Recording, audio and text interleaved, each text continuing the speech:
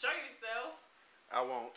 Oh my gosh. The other half of Bakery Blessings is filming, and today what we're gonna make is just a simple chocolate cake with a. We've already put together. This is a 1/4 cup of coconut flour and a pinch of salt, half a teaspoon of full teaspoon of baking powder, and we're gonna just whisk together real quick our dry ingredients. 3 tablespoons of unsweetened cocoa flour powder, and this is the Ghirardelli's brand, and it's gluten free. It's just cocoa powder, so you just drop that right in there.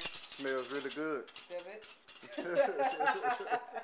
Okay, and we're gonna also whisk that in with the other dry ingredients. I'm working with coconut flour. It's usually a very egg heavy mixture, so we're gonna be using 4 eggs, 4 large eggs. And then I have a cup and a 1/4 cup of vegan sugar. And what we'll do is we'll just break the eggs right into the bowl with the sugar, all 4. And then we'll end up whisking this all together. Once we do that, we'll go ahead and... She did that quick. Did that real quick. So then we'll just whisk together the eggs and the sugar like so. Not too difficult. Just so that it'll be kind of incorporated. And once we do this, we're really just going to plop the whole mixture right in with the cocoa powder and flour mixture. And it goes a little something like this, folks, just right in. And we're going to be using a hand mixer to incorporate our ingredients. And so we'll just start kind of on a low speed, about 3 if you have a hand mixer. And we just whisk it around, and you can see it immediately starts to absorb the eggs and sugar and all of that kind of crystallizes pretty quick. Don't forget to scoop down your bowl, the size of the bowl, and then you just whisk it around. As we're doing this, I'm going to add 2 tablespoons of applesauce. This is unsweetened applesauce, and that's going to help your ingredients bind together. It'll make it a lot smoother, more moist as it cooks. Then we have here a teaspoon of vanilla. We just put that right in and continue to incorporate it. We're moving kind of quick because we don't want to overbeat this mixture. And then just at the end, we're going to add, this is 2 tablespoons of olive oil. And just right in there. And by olive oil, folks, I really mean coconut oil. I don't know why I said olive oil.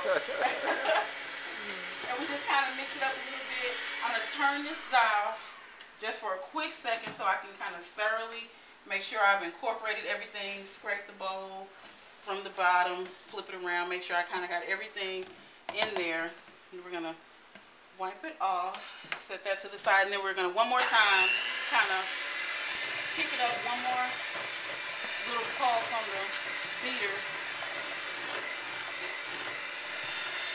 Okay. Sped it up a little bit or what? Yeah, I moved it up to just 1 speed higher to about a 4. Just to make sure we get everything in there. And I'm going to just kind of, how I clean my beaters, I just kind of lift it up from the bowl just a little bit while it's still on. It kind of shakes them loose so you don't lose so much batter on your beaters. And we'll put this right into the sink there because clean kitchen is a happy kitchen. And we will move on and just scoop our mixture into the, I'm real anal about cleaning up the kitchen, folks. You gotta keep it clean. Right into our prepared cupcakes. Follow me, Jerry, follow me. So we've already put together our cupcake liners, and we're gonna use a melon baller.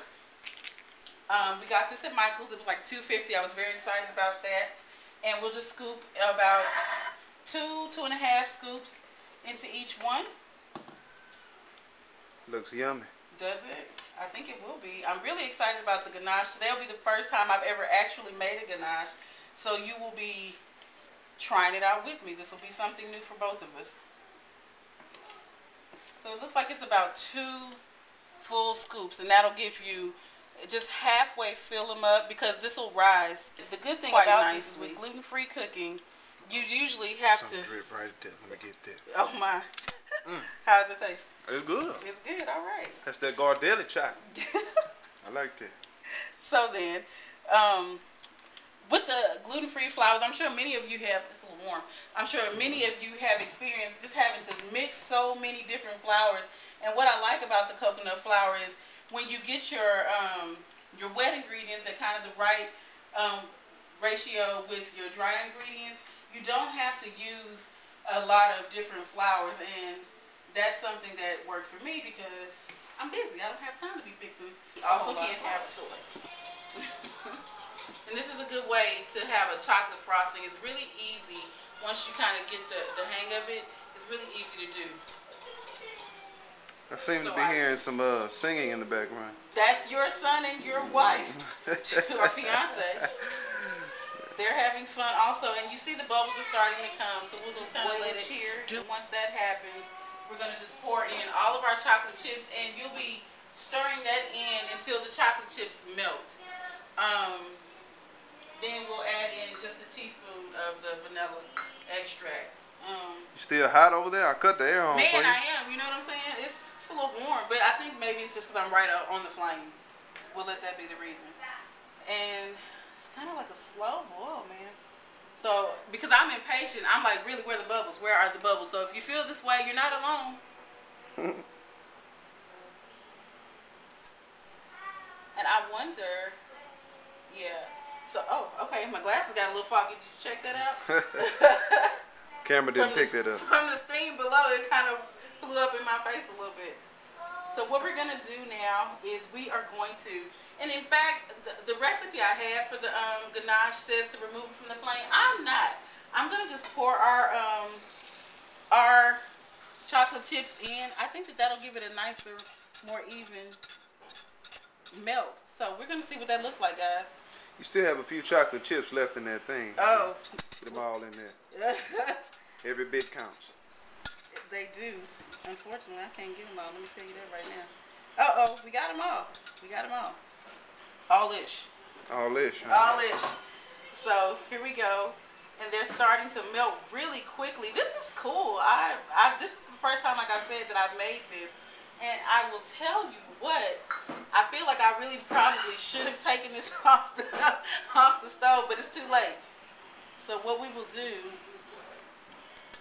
JR is going to, with his one good hand, he's going to be stirring slowly and gently while I get a pot holder. Oh wow, it's really thick. See, I got to put a little elbow grease on it. Go slow, you're going to burn me. Okay, so we're going to take it off now. And we're just going to put it over here. It's okay. We're going to sit it down here. And just because it's not my house, I'm going to put the... And we're going to just continue. We're going to turn off the stove rather. And we're going to continue to whisk until all of the chocolate chips have melted. And you should get a really kind of thick is that like syrup-like... Yeah, it is. Kind of syrup-like frosting. And if you've seen a ganache, and see, it's really taking form now. So go ahead and ignore what I said about putting the chocolate chips in on the thing, because they did start to melt kind of immediately. And it looks really nice. It's got a good sheen on it. They're not all melted yet, but you'll just keep stirring. And I'm going to go ahead and add in that teaspoon of vanilla now. And that's vanilla extract? Extract, that's right. And we'll just continue to... I didn't really want to put this all the way on my hand again because, like I said, I'm a little warm. So, you go ahead and if you see it now, it's thick, it's nice. And we're going to just let it stand for about 5 minutes. And then after that, we're going to put it in the refrigerator from anywhere between 10 to 30 minutes. It just depends on how cold your refrigerator is. Just until it's cooled down and it's spreadable. So you want it to be kind of firm, have that frosting kind of texture on it. So you see what it looks like here. Very nice, very thick. And we're going to just let it stand for about 5 minutes. Okay, guys. So this is what the cupcakes look like really excited. So we're going to let these cool for about 10 to 15 minutes just to make sure that they are ready to be iced. And then we'll pull out the ganache and get to frosting. I mean, how does it taste, rather? It tastes awesome. Awesome. It tastes absolutely awesome now. Let's ask a baby. Jamel. Jamel, come here, son. Come taste the cupcake. Do you want to taste it? This is my nephew. This is JR's son. And we're going to get an impartial judge because kids will tell the truth. He wants to get the whole cupcake. He's not waiting. What do you think? Fantastic. You got to taste it first. How's it taste? It's fantastic. There we go, folks. So you know we're not lying. The baby likes it. Children don't lie. Say, I love it or you hate it. Which one? I love it. All right. We'll be back.